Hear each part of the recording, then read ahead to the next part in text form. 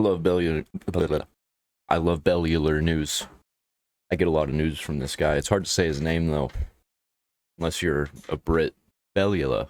Easy to say. Bellular. Not easy to say. Dead Space creator executives destroyed our $150 million game. Yeah, that tends to happen when you have a game that reaches massive success the first time. Then the executives are like, "Oh we need to hop on this. We need to make even more money from it. How do we make more money from it? We need to make it for all audiences." So you know those times where it really looks like a game should be good, but then it comes out and it very much isn't? That's what happened to the Callisto Protocol. Like, in many ways, that thing looked impressive, but it basically didn't really feel like a finished game. Funnily enough, that might actually be because it wasn't a finished game. And if true, executive meddling directly murdered it. Now, the game came out in 2022. It had a muted reception. It had, I would say, I heard from Charlie that it was garbage. Relatively low sales, especially compared to what the execs actually wanted. The run up to launch was a little bit suspicious. I mean, you had the director talking about crunch, which is never a good sign because it usually means that something has not went to plan. When the game came out, well, what we basically had was technical problems, design issues, and it just didn't land in the way that the studio striking distance intended. Now, though, things get a little bit fun because we get to ask the question, what if it had came out when it was actually meant to? What if it came out in the way that the developer actually intended? Yeah, this is a weird story, and I'm going to ask you for just 15 seconds. If you're new around here, we've had loads of new viewers lately. Could you please... I think if bad failed games were supposed to be good and were not, and could still have potential to be good, they need to release them to the public for us to fix. Please give the subscribe button a click. And I know if I made a bad game that I would do that. I would just release it to the public, and they can do whatever they want with it, fix it if they want, and they can have it. But actually, if you want to be real, if I'm going to make any kind of thing, I'm not going to be charging money for it. I might charge money for early access or something, but all of my content's going to be free access. The reason I say that's really simple. It gives YouTube a positive signal. You know how the algorithm works, right? And that helps get our videos out to more people. And that means that I'm able to gather more of the resources that I need to make the show better. So that's very much the goal. With that said, Callisto Protocol. Now, I want you to keep something in mind here. Callisto Protocol came out on the 2nd of December 2022. Now, that's a really weird release date, and it's certainly one that American companies within the games industry try not to do. It's generally too late, it's too close to Christmas, it's competing with loads of other consumer spending. It's a little weird when a AAA game, I mean certainly one with a budget like this one, comes out at that time. Do keep that in mind because it's going to be relevant soon.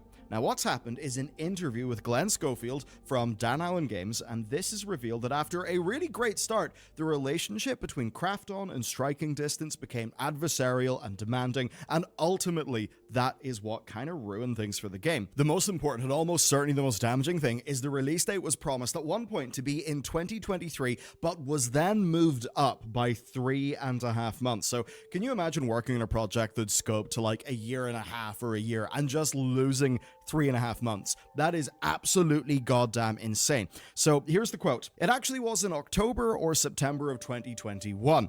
I was told, quote, "You're going to get the time, just no regrets." That was the term that kept being used. No regrets, just put whatever you want into the game. And so that ends up being the plan for the next while. Glenn goes on to say that he just worked on that over his Christmas vacation, that he was designing, coming up with other ideas and things like that. But then I'm going to take a guess, and I'm going to say that they lost money on something, so they were like, hey, we need to make this game our game now, because we need to make money.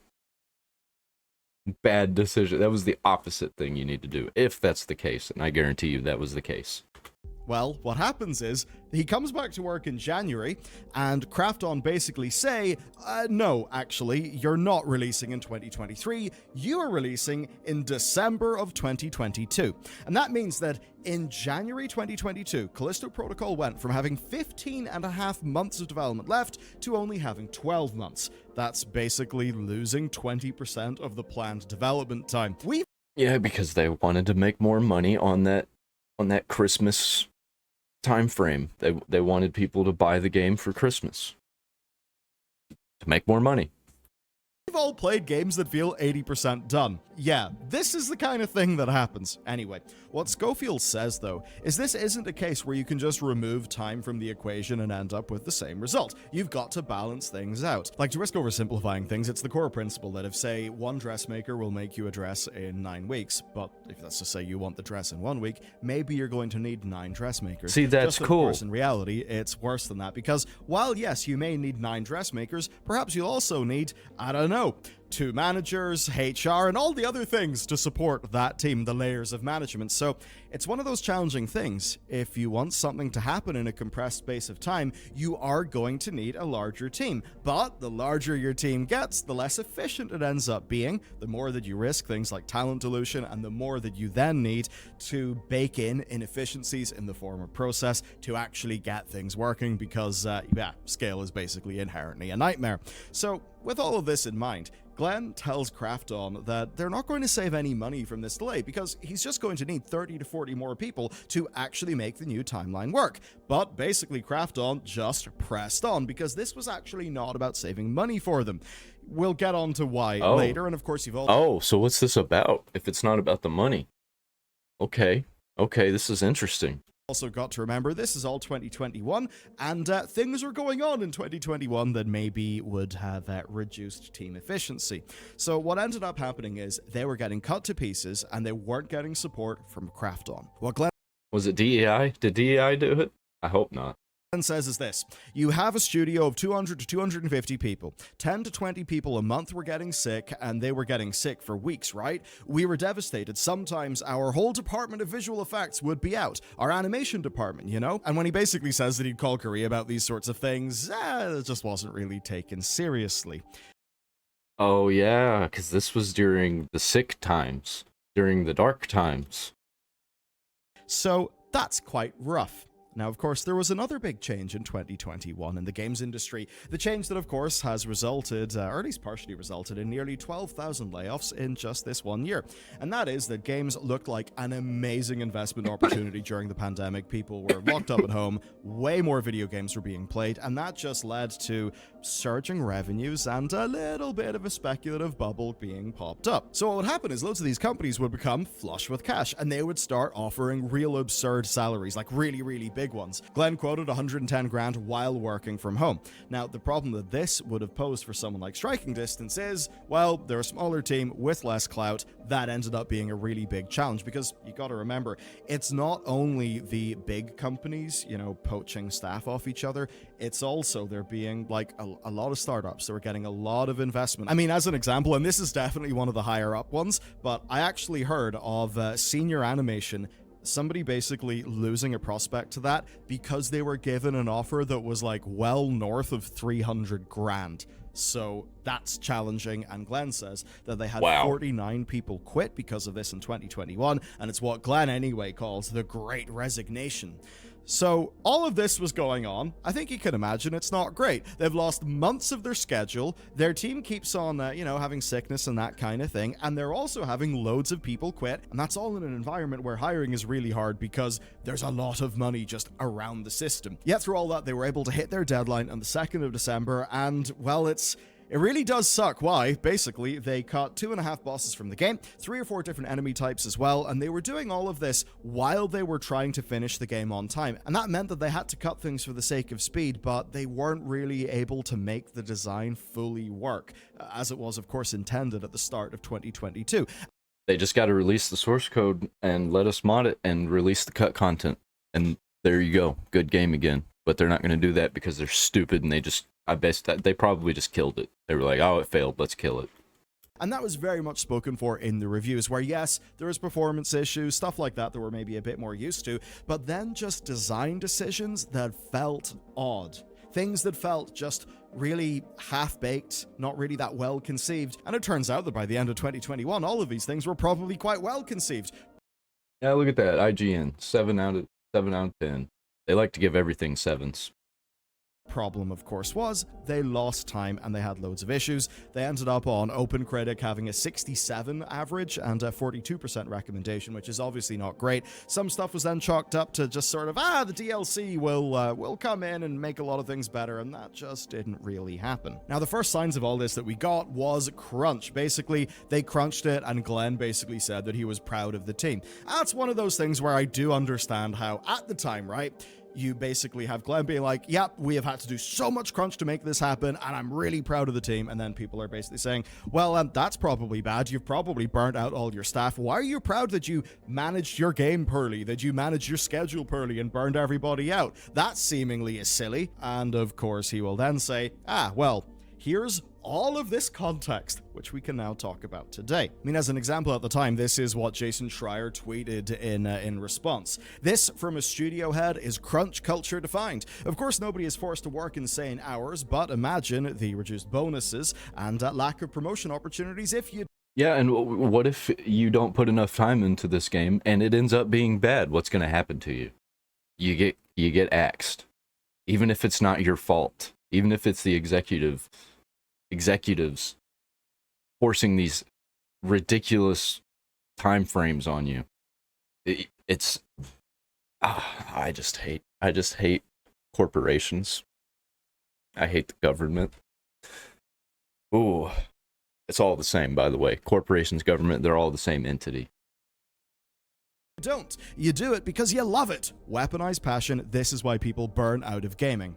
You can totally understand what he's saying there. The challenge here, though, is, well, the context maybe changes things. You can totally understand why Schofield would be proud, right? Like, you can get Jason's logic, yes, but the reason why Schofield is proud is probably because he knows they have been dealt a stupidly shit hand, and it's basically a miracle that they ended up shipping the game, so he's going to be proud at how the team were able to come together. Even though, of course, yes, they'll have been burning the candle at both ends, almost certainly to the point of creating, burnout and all of those bad things that end up just undermining the long-term viability of a studio. So it's really a case of striking distance, being under insane pressure from Krafton, and them just being, backs up against the wall and being forced to deliver. And of course, they had to deliver because if they didn't, they would lose their jobs, hence the crunch happening. Now, some people will relish the challenge, and I know, in terms of personality type, I would generally be one of those. Like, if you say to me, okay, this is going to be shit, but welcome to 3 months of hell, there is a large part of me. Listen, I'm not going to do crunch time ever. If I'm an employer, never doing crunch time. If we don't get something out in time, it's my fault. I'm not going to destroy the lives and the morale of my employees just because I screwed up. And if my company's got to fail, my company's got to fail. Because I'm not doing that to people. Oh, but they'll lose their jobs. Well, they'll find new ones. Don't work for companies that do garbage like this. You think it's your dream job, and then you get in there and you realize, no, your dream job was actually to find a small team and work on a passion project. That's your dream job. You don't want to be working on World of Warcraft or Callisto Protocol or games like that. You don't want to work for Rockstar. That will think, hell yeah, let's do this. The problem, though, is that is not always wise, and you end up just kind of hurting yourself in the process, so there's always a balance. And it's fair to say that I'd probably find that to be quite easy to do, because, this is the channel that I've built. And one of the follow-ups from Jason actually is quite strong, where he basically says it's easy to mistake obligation for enthusiasm when you happen to be the guy who controls all their salaries, titles, and current employment status. So you can definitely see Schreier's point. It does seem scathing, it also does seem fair, but if you think about it from the perspective of Schofield and striking distance, well, they literally had no choice because of the pressures that they were getting from Krafton. So you then end up in a situation that's all about pragmatism. That basically is your limitation. Perhaps you're not going to get more staff, you're not going to get more time, you basically have to ship with what you've got. So that could just be a case where working in a normal, healthy, sustainable way is actually not going to work, which of course can then mean that it's an unsustainable thing, because if you sustainably...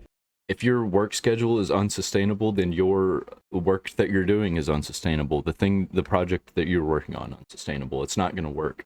Maybe this one works. Maybe you can get it work one time. Maybe. But it ain't going to happen again. It never does. fail to ship a project on time, then yes, while you may have worked sustainably, the broader situation is not sustainable, therefore it goes to zero, you lose your job. Once again, Catch-22 is a great book. So when you have a high-pressure situation like that, some personality types, I'm probably one of them, will just say, all right, fuck it, this is going to be gnarly, but let's go. The thing is, if you do that too much, you can end up just doing yourself a bit of brain damage. And as Jason Schreier did point out as well, it can be very easy to mistake obligation for enthusiasm when, in the case of Glenn, you're the guy who's controlling people's salaries, titles, employment status, and all of that. Not that much of that ended up... Yeah, people are going to be real enthusiastic and dishonest, honestly, to your face when you're paying them and they want to keep their job. Mattering because they did in fact lose their jobs after the game came out and only sold did 2 they? million You don't copies say. rather than the 5 million Krafton was allegedly expecting. 32 staff from the around 200 were let go, and then only a few months later, Striking Distance's CFO, COO, and CEO, that's Glenn, they all left of their own accord, which does mean that the studio now is just doing things for Krafton, but the actual... the management, they basically all just left. So yeah, they destroyed a project and was like, oh, these guys are terrible, we're gonna leave, even though they were the ones who did it. you're probably looking at all this and thinking, my god, why did any of this happen? Like, why did Krafton go so insane and pull the release forward by 3.5 months? Well, per Schofield, Krafton went public in August 2021, and that basically changed motivations. He says, we went public and it put an awful strain of the company on the board of directors and everyone else, and then they, as in Krafton, put the strain on us probably. Now, this is, of course, stuff that is all obviously... So it actually was about money, because you don't go public just cause. You go public to make more money, to get investors. So yes, money killed this game. Executives being greedy killed this game. Terrible in hindsight, but you can probably piece together how it happens. I mean, they go public, and then Krafton's leadership starts to become strained by needing to show shareholders that they're actually making money, that they are getting results now, especially at the end of their first full financial year as a publicly traded company. And perhaps that then led to pressures on Schofield as the leader of Striking Distance that maybe led to cutting the timeline to make sure the Callisto Protocol's launch sales would count for fiscal year 2022, and allegedly they were expecting 5 million. Are there any public game companies that are making good games consistently? Drop them in the comments. Sales, so if their plan had have worked, maybe things would have been fantastic. But of course, their plan was stupid and self-defeating. Now, if you're in America or the UK or many other countries, you might be thinking, but you're talking about the calendar year, not the fiscal year.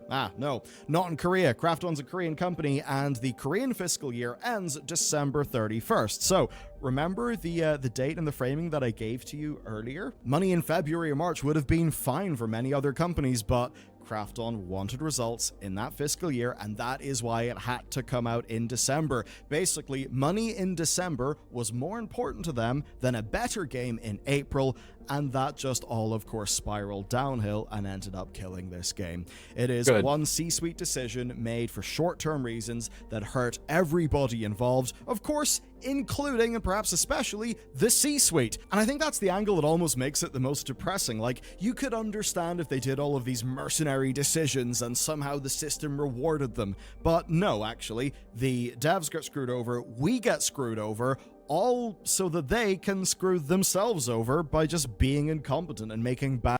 And then the executives ran away with the bag. Well, the one little single half-full bag, because they didn't make much. Bad decisions. That's why it's so pointless and frustrating. Ultimately, one of the last things that Dan Allen asked is, if Schofield was to do something different, what would it be? And Schofield said, one thing, put my foot down, I'm not shipping. Yeah, if you want a game to ship, then you can come take over the studio and ship it. Sometimes you don't know who you are, you know? And 4 or 5 years ago, I was like, well, who am I to tell these guys I'm not going to ship the game? And in hindsight, he feels like he just should have said no. And if you're creating the game, you own this game. Like, the people who are telling you what to do not actually own this game. I mean, on paper they do. But at the end of the day, you can go through, if they're being shit, You can break everything and completely destroy their game. And you should have. People need to. Need to show them that, hey, you can't do this anymore. I don't think that's gonna be happening though. Oh, Borderlands 4 is gonna be terrible. That's the situation. Schofield felt like he couldn't say no, and I'm sure a few of his staff, when it came to all the crunch, also felt like they couldn't say no because they That Crafton guy, he needs to leave. Whoever this guy is that said that he shouldn't have shipped, that they shouldn't have shipped, he needs to be heading the project. probably realized the context they were in, and all of that because Krafton just decided to hurt itself. So, thanks Krafton, you morons, you really screwed up that one. Who's Krafton? I thought that was a guy. Is that the company? For this video, if you'd like to see more from the channel, please do consider hitting the subscribe button. It helps us. Yeah, I didn't play this game. I heard about it when it came out, and I heard that it was garbage, so I stayed away from it. Didn't know who did it. Now I know who did it, and it just, you know, par for the course. Bad executives making bad games because of money and destroying people's lives.